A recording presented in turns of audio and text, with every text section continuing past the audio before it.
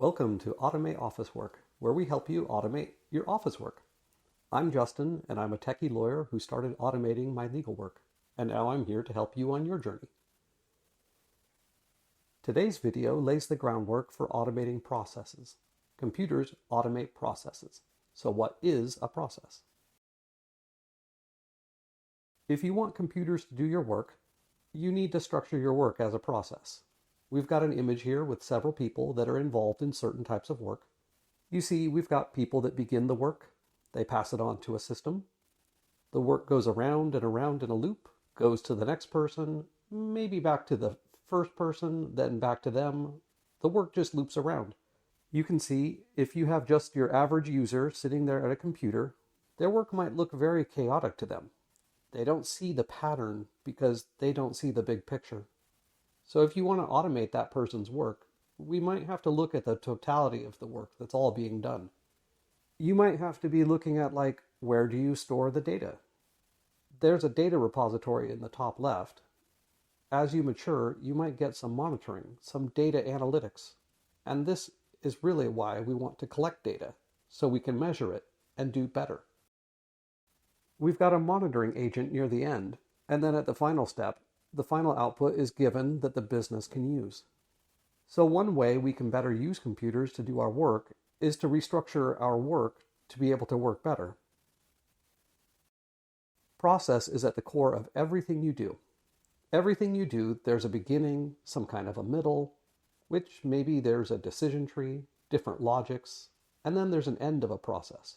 You have to have an end as well. And often at the end, there's some kind of an output that is done. About these decision trees and things, you might be looking online and you might look at work process or business process diagrams.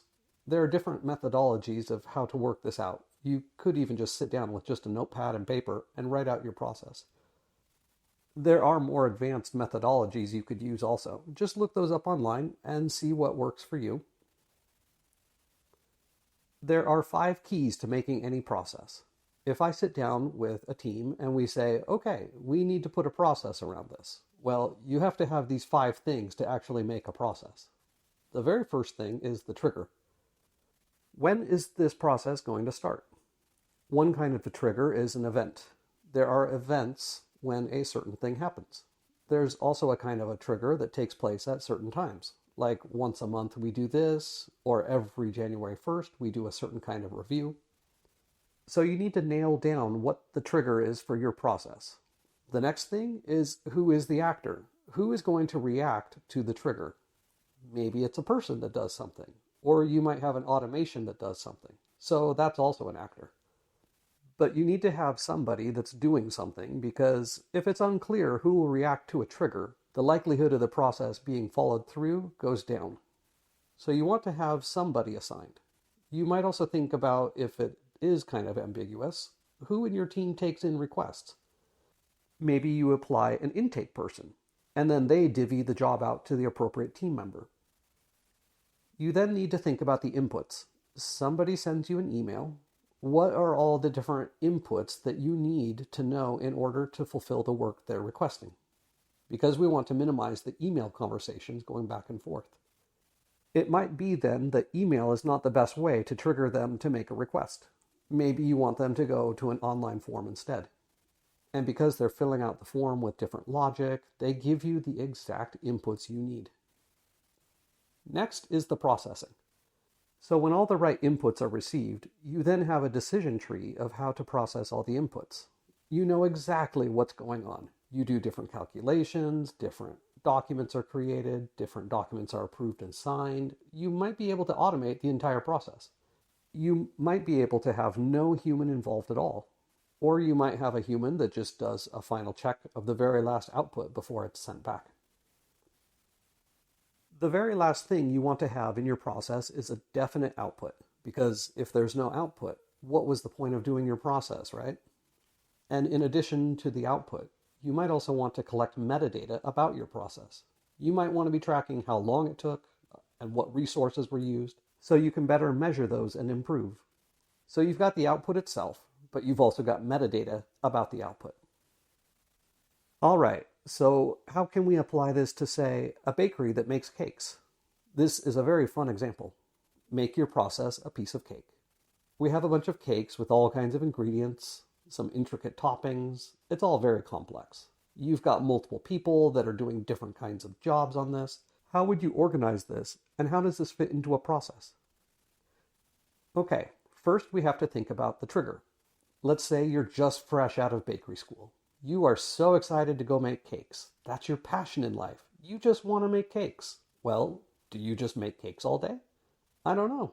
What cakes do you make? What sizes? What flavors? What kinds of decorations? What is your trigger?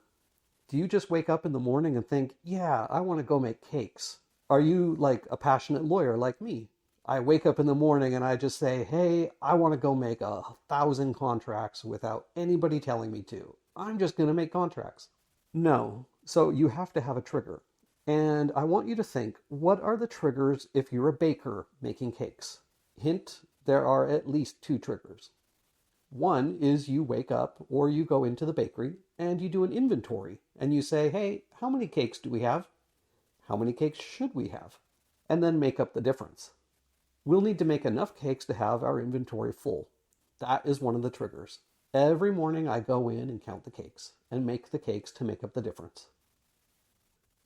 The second kind of trigger is when a customer makes a custom order. The question then is, how can a customer make an order? And they've got 3 different ways here. The customer can call you on the telephone and make an order. The customer can go through some kind of a website or an app and make an order. Or the customer can come in physically and look at a menu that's in the bakery, and they can order off of the menu. Okay, so think about your interfaces. How the customer can interact with your bakery. You'll need to have people or systems in place for every kind of interaction.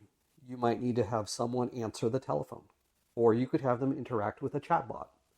If they want to order online, you'll need to have a website or app set up and ready to receive their order. And if they want to come into your bakery, the bakery needs to be open and an employee needs to be ready to greet the customer. These are your triggers and their associated actors. Keep in mind that no matter how the customer chooses to make an order, they will need to give us the exact same inputs. Even the person greeting the customer in the store will be taking in inputs in the same order form that is available on the bakery's website. Ideally, we would like for these inputs to be digital from the very beginning so we can store data about the order for future analysis. What kinds of inputs do we need on the cake order form? You take all the customer details, you take the details about the flavor, the filling, the icing, any drawing on the cake, the shape. We need to know about delivery.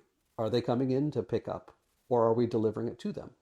And then we've also got payment info, the money amount. But independent of how the customer is making an order, we are going to get the same inputs. We need to get all of these inputs. Next, we need to talk about outsourcing and specialization. And that connects back to our process map. When we're talking about processing, is your team able to do all of the processing itself? Or sometimes do you have to go outside and get some of the extra things? And the example here is these carrots. Okay, so let's say the customer is ordering a carrot cake and they say, I really want to have special organic carrots. Can you, Mr. Baker or Mrs. Baker, can you grow organic carrots yourself in the garden behind your bakery? Can you grow these for me? Well, your team, and think about this in terms of your own work, are you willing to go above and beyond and do custom tasks? Or do you decide, no, that's not my team's responsibility? Instead, we're going to outsource this. Maybe we have a vendor. Maybe we go to the grocery store and get these organic carrots. But it's good to think up front about the different kind of ad hoc requests. So like, are you going to streamline your process so much that the customer only gets what you have to offer? Or are you going to allow for these one-off situations? It's good to think about this up front, so your team isn't dealing with these questions every time they come up. You might think about it beforehand. And then think about that if you are going to a vendor for these special products during your processing. Your processing then becomes a trigger for somebody else. So you see, there can be nesting of all of these processes. You have processes within processes. I should also say here that you could actually require the customer bring in their own special carrots. Put it as one of the inputs required. If a customer requires a special input, they must supply these special inputs. It all depends on your work and how well your team is positioned to go fulfill special requests that require outside inputs. Processing. This is where you actually put your bakery skills to use. You need to have the ingredients on hand. You need to have the right equipment. You need to have the right knowledge. You need to have recipes. You need to have procedures. You need to have the right staff who are doing all the different steps that they know that they need to do for their job. This directly relates to employee engagement in the workplace. Most employees are happier at work when they have the equipment they need to do their work, what is within their job, and what is within the job of someone else. Oftentimes, once you get rid of all the fluff, all the administrative stuff that's a waste of time, and you let employees just focus on their jobs, they are so much happier. So this can definitely bring benefits to your company. You let the bakers make cake. Instead of worrying about all the administrative process stuff, you take that off of them, and you just let them do their jobs. This is also good for the company because once we get this down, and we get this process optimized, you can then scale this up. It doesn't matter how big the company expands. We have the process down. We can scale this up. We can become so streamlined that you can open up a franchise in any country and you can go to any country and you're getting the same experience. The very last step is the output. And this is really why we're doing our work. Why is the baker making the cake? It's a part of somebody else's process. Somebody else had a birthday party. The trigger for them is they have a birthday party. The inputs they need balloons, they need friends, and they need cake. So they're coming to you, and your output now becomes a part of their input, which goes into their birthday party. So in the end, don't forget that you actually have to deliver the output to the customer. You need to make sure that they get it in a timely way and make that connection really, really tight. Now, just a few quick notes to wrap up. Keep in mind interfaces, databases, and data flows. No matter what your process, people need a way to be able to interface with it. They need to be able to connect with it and be able to work with it. So think about interfaces, make it really elegant and really simple so even the end user doesn't need to read an entire manual. Or when notifying someone to go do something, don't give them a whole novel of stuff. Just ask them for one little bite-sized thing to do. Make it very simple. You might want to give the person different options for how to interact with your process, and you let them decide how they best want to connect with your process. And always keep in mind databases. Your databases can be anywhere, but you want to store data every time work goes through your process. Not only to keep track of the work itself, but so you can do later analysis to find patterns and trends and to see how you can improve your process further. You can store your data wherever it makes sense. You might store your data initially in a small Excel spreadsheet, but be prepared to transition later to a database. For some data types, you might be storing documents in a tree of folders, but you do want to be collecting the right data in the right way so that you can use it later. I would also say, don't collect too much data from your users. Make sure you're collecting enough data that you need to make the output. If you're asking for like 10 times as much data and it's just superfluous, it's not used, then that's a burden on the end user and they don't like it. And always keep in mind data flows. When are you going to get that piece of data that you need at the end? You might start at the very end, the end state where you want to be, and then work your way backwards. I hope this has been helpful in helping you to start thinking about how you can improve your work processes. First, you need to organize your work as a process. I hope you're able to share these ideas with others and that you can go on this journey with your team to really improve the way we do our work and to finally automate your office work. This is our first video. We're excited to connect with you. You can find us at our website, automateofficework.com, or email us at contact@automateofficework.com. Please help us grow our new YouTube channel. Username is @automateofficework. Please come and like the video on YouTube and subscribe to our channel. You'll probably also see this video shared on LinkedIn because of the professional nature of office work. We have a LinkedIn group that you can join and receive notifications on LinkedIn when we post.